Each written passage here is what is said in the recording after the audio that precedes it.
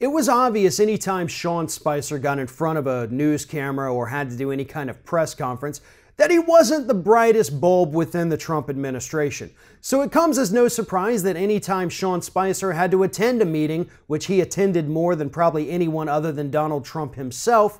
he brought along a notebook where he would take detailed notes about everything that was discussed in all of these meetings, something that previous administrations and the Trump administration itself have frowned upon, because not everything that's discussed in those meetings is something that they want written down for future generations to possibly stumble upon. Yet that is what Sean Spicer did, because I guess he wanted to make sure he didn't miss anything and that he understood what was going on, again, because he was new to his job and he wasn't very good at it. So kudos to you on taking the initiative to make sure that you got everything you needed to get so that you didn't come across as a bumbling idiot.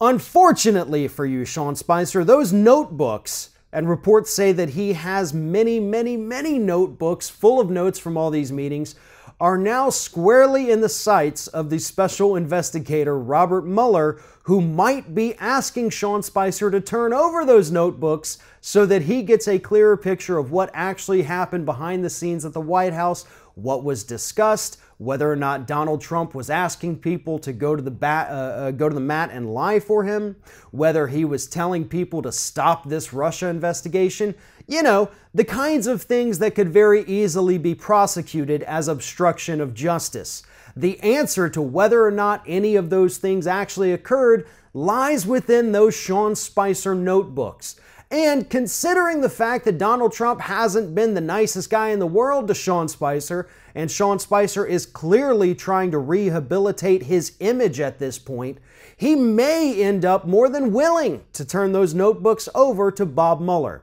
We do know at this point that Mueller definitely wants to talk to Sean Spicer, that Sean Spicer should probably be getting legal representation if he does not have it already. But those notebooks are a treasure trove of potentially prosecutable offenses, and right now Sean Spicer is holding all of the cards. Mueller could easily get a warrant and confiscate these notebooks if he chooses to, but I don't think it's going to go that far. I think Sean Spicer will end up turning over these notebooks and rolling on the entire Trump administration over the way that he was treated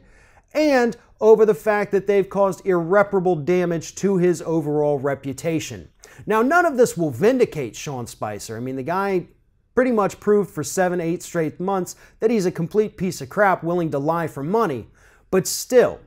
if he holds the key to taking down the Trump administration with those notebooks, I will admit that he could finally do something good for this country.